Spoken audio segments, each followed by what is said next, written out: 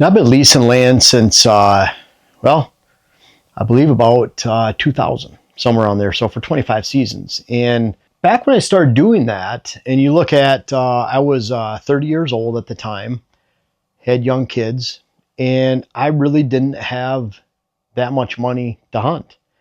It was hard enough to own land versus, actually leasing land. And so leasing land has always been an option because I didn't have the money to buy land. And it was interesting, even back then, I can remember on the Michigan Sportsman's Forum having some big discussions. And I can remember some people even getting muted for a while. I forget, put it on suspension or whatever, because they'd get so hostile about leasing land. There's a few individuals, most people understood, because if you break down the numbers, at that time, we were leasing a $400,000 piece of property for $2,500 a year. We couldn't even afford one payment if we had actually bought that property. One monthly payment. Wouldn't have even come close, let alone taxes or anything else. And so it was a poor man's way, which we'll talk about, to own land. So it's always been a great option. The people that don't like you leasing land, they're the ones that hunt it for free. We'll talk about that in a little bit, because that's not a very good thing either. So we'll we'll jump right into it. Knocking on doors. What do I mean by that? There's a lot of people, you go knock on doors, nowadays, can we hunt your land? No. Can we hunt your land? No. Can we hunt your land? Now, if you go in the off season, you have a plan, you build yourself up and get yourself ready that a lot of people are going to shut the door in your face or say no. But if you go in wearing non-hunting clothes, maybe bring your spouse along, your kids, let them know this is a family endeavor. You're going to have fun doing this, and you're just hoping. Well, then people will be more likely to talk to you, for one, and that opens the doors for other people.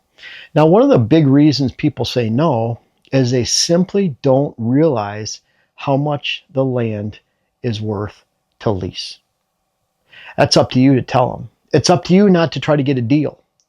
So if you're knocking on a 200-acre piece, knowing full well that the average lease price for that property in the area is $5,000, if you're knocking on expecting to actually hunt on that land for free, that's one thing. That's dishonest to me. But if you're actually knocking on that expecting to pay $1,000 when you know it's $5,000, that's great for you. You're getting a deal. But some time down the road, let's say it does work out, that person that owns the land is going to figure out how much that lease is actually worth, and they're going to look at you like you've taken advantage of them. No matter how many cookies at Christmas time you share, how many cards, whatever you do for them, extra gas cards, whatever it might be, how much you befriend them, they're going to look at you as if you were taking advantage of them when they find out how much it's really worth. So be prepared to pay what the lease is worth. And that's really important. So when you knock on someone's door and they say no, what's your next question? Again, you're going at a time where it's unassuming.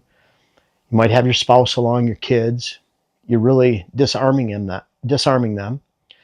And you're opening yourself up to a conversation, again, to try to get other leads too.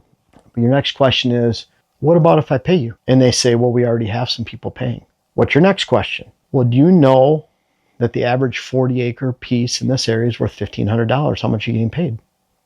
Or we're getting a gas card. Or we're getting $500. Well, we're willing to give you $1,000 or $1,500. That's what the going rate is. And you can't lie. You don't want to. I mean, it's not building any honesty too, because what's that person going to do? Well, let me check. And then they're going to check with other people in the neighborhood. Hey, are you leasing your land? How much you get? They're going to go back to the people that are leasing it. How much would you be willing to pay? They're going to say, well, we'll keep giving you a gas card. Oh, well, that's out of price. We're not giving you more than that. It's not worth that. Well, I have someone over here willing to pay this. Well, that's only going to be for 1 year. They're going to take you. So you have to be reasonable, and you have to build a relationship with them so they know you're serious. Again, you're not doing this in September before it opens a week later for bow season. You're doing this in the off season, whatever time of the year that is, and you're going and talking to these people and knocking on doors and offering folks the actual going rate for lease land is a great way to start, and it's an honest way to start because you're giving value for value. It's no different. I gave this example. We were talking to clients this last week. And I gave the example that this woman, she's a widow. Her husband has a gun collection. You look at this gun collection, and it's a $50,000 collection. She has no clue what it is. For some reason, you're a friend of hers. She asks your honest opinion, what's this worth? You know that it's $50,000, and you tell her $5,000. You're scum. You're taking advantage of this old lady. Why is it any different with hunting land? There's absolutely no difference at all. You're just the same person. Let that settle in. Doesn't matter if it's car collection, gun collection. Think of something that's near and dear to your heart, a boat. Think of your grandma, your mom or dad. They have this. They want to sell it, and someone comes along and takes advantage of them. I want you to think of that parallel. I don't think it's off in any way. Number two, it's a poor man's way. It's interesting because people, and I can think of someone in particular in the hunting industry, but there's several, that it's okay to buy that $400,000 piece for $400,000 for hunting property. Wow, you saved, you scrimped, you put a bunch of money away so you could have this. Dylan, yep. How long have you been dreaming about owning land and saving towards that and thinking about it? And since I was 8, but realistically, I would say the last 5 years it's becoming closer and more real. It will come real, but it's a lot of planning and sacrifice. Yeah. Do you have $1 million home? Nope. You have a nice home. You've put a lot. You put a lot into it. You guys have. I remember. It wasn't that long ago that Dylan bought his first home, and he's made improvements to it along the way. And you worked hard at it, and you live below your means. Right. And you've made sacrifices. So I lease. In the meantime. Yeah, because someone who's leasing typically can't afford. And this isn't like it costs a little more to buy land. It's 10 times more plus, or 100 times more, 50 times more. It's crazy. And typically a lease parcel on average, and I'll just throw this out there, is you're leasing per year for 1/100th of the value of the land. A $400,000 property might lease for $4,000 a year. Could lease for $8,000, could lease for $2,000. Depends on your area. $160,000 40-acre piece might lease for $1,400, $1,500. Could lease for $2,000, $1,200. But it's just a general guide. 1/100th of the value, folks, and you don't have to pay the taxes. It's a poor man's way. Why would anyone blame a poor man? And you're looking at it like it's not even a poor man. Maybe you're just trying to be like Dylan, or you're saving your pennies so you can buy your own land someday, which is a huge, huge expense. We all make sacrifices. I have friends that would say, I can't afford to lease land, yet whether it's bowling leagues, ball leagues, boat, snowmobiling, snowmobile trailers, fancy house, fancy car, they haven't made the sacrifices because it's that important to them. And I'm not blaming them for any of those. If you enjoy doing any of those, that's America. You can choose whatever you want, but don't tell me you can't afford lease land that might cost you and a buddy $2,500 a piece when you have a $26,000 bass boat sitting in your front yard. You enjoy bass fishing, nothing wrong with that, but you've made your choices for priority and where you spend your money. Maybe you go on a $5,000 vacation every year, and that's for your family. Maybe your family likes to hunt. Maybe instead of a $26,000 bass boat or a couple $5,000 snowmobiles, and those would be highly used, by the way, you just put some money towards a lease and you get a smaller boat, you get smaller snowmobiles. Maybe you don't smoke, drink as much. Maybe you don't go into ball leagues, bowling leagues. You don't participate. Just think about the priorities and sacrifices that people make, even where they work. And that could deal with how much time you have to hunt and everything else too. But it's all about a priority and sacrifice. And I'm not saying there's not people down on their luck or they have maxed out everything. They have an extra kid that came along that they weren't planning on. You lost a job. There's all things that people go through with. But most of the time, I'd say 95% of the time, 95% of the time plus, if you make priorities and sacrifice, you can do just about anything you want, especially within reason. And this is within reason.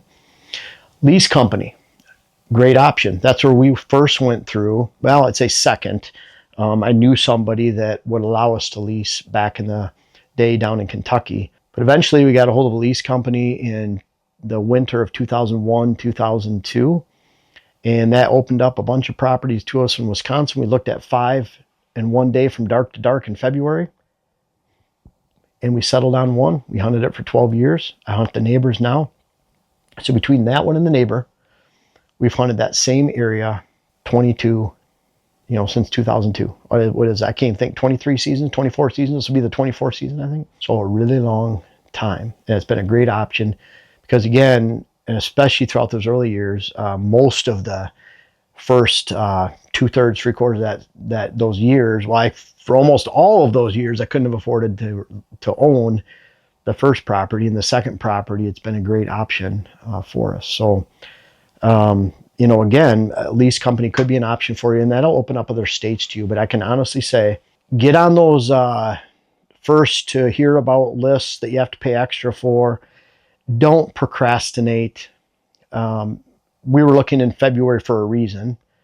We didn't want to wait till August. We wouldn't have had any properties, or they'd have been the junk ones that are leftovers to look at. So it is an option for you. Large landowner contact. This is interesting because there's a lot of big hunter names and a lot of hunters out there that own a bunch of pieces of land. And I can think of some, even off the top of my head, that they're all about hunting, but they own 9 pieces. So these 2 over here, they don't plan on hunting anytime soon. So they lease them out. They want to still hold those properties. That's part of their portfolio for investments, even though they're big hunters. So don't be afraid to contact large landowners that owned a lot of different pieces for hunting, because if you get to know them, you go in at an unassuming time, you call them at an unassuming time, you bring your spouse, you bring your kids, you go through the entire process of building a relationship with them. Big landowners know other big landowners. And all of a sudden, I don't have anything open right now because we're leasing a couple out of the 9 we own, but so-and-so might. You seem like good people. I'll pass along the information. Another really great option. Number 5, and I've talked about this, but I want to hit this hard. Respect the value. Respect the value. That means you're respecting the landowners that own the land, because I've leased and I've owned land. So as doing both, you recognize the value not only of the land, but how much it leases for. Do you expect to get an Airbnb for free? What's the difference? You go rent a place. We spent 4 nights at a place up in the UP of Michigan next to my daughter's, and it was cheaper than owning a motel. We paid less than $400 for a nice little house, and it was great for us, and we'll never use it again. That money's gone, just like a hotel room. But we didn't expect to get it for free. There's value there, and the value is certainly way less than owning that house. The point is, respect the value. When you hear people say that leasing's bad, it's not respecting the value. And I'm going to come down really hard on this, because for one, it's a poor man's way. 2, you're respecting the landowners and the value of that lease. If you expect it to hunt it free, and I'm not saying there's anything wrong with hunting for free. Just don't whine when you've been hunting something for free for 10 years, 5 years, 2 years, and all of a sudden the landowners recognize the value. Someone approaches them, knocks on the door and says, hey, do you realize that land is worth X?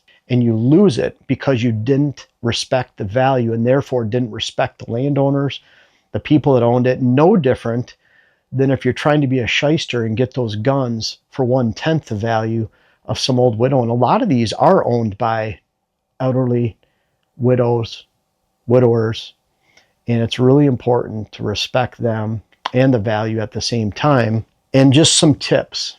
Dylan came up, it's great to have a multi-year contract. Now, we'll say sometimes you look at these people, it's a handshake deal. They're honest. You're paying them for what it's worth. Sometimes to get a good piece, you're going to have to go on a handshake deal and get to know them before you have a multi-year deal. Or I've had deals before where it's a handshake every year for 14 years. That's not a bad thing either, but you get to know them and you understand the relationship and you give them value, including raises. All the leases I've had, you give them raises every single year, whether they ask for it or not. And that's a good thing to do, but the multi-years are always the best. I would avoid parcels that are for sale unless it's a really good one. You think you can just hop in and hunt it and you're going to have to change pretty soon. But I like giving some time. I want to know if I plant some switchgrass on a property that I'm going to be able to, take care of for the next decade. And there's no guarantees in any of this, because they could sell it out from under you at any time. And it's pretty hard to enforce a lease agreement to the next landowner when they're hostile towards you at the same time and they're buying it for hunting. That can become difficult. Multi-year is awesome. But really look at these, avoid them if they're listed, real estate listed, unless you plan on switching lease companies. Just because you're paying doesn't mean you don't have to build a relationship with the landowner and be respectful on top of that. And what you'll find is if you lose a lease like we have in the past, that the doors open with floodgates for all of a sudden new properties and new potential lease properties that you would have never otherwise thought, because they knew you took care of this landowner and they saw that, and all of a sudden you have other pieces that you could lease on top of that. Now, Dylan, you still lease. You've leased multiple properties throughout the years. I mean, even going back into your teenage years, you guys had a lease. Yeah. And so can you think of any other tips? Because you've seen it all too.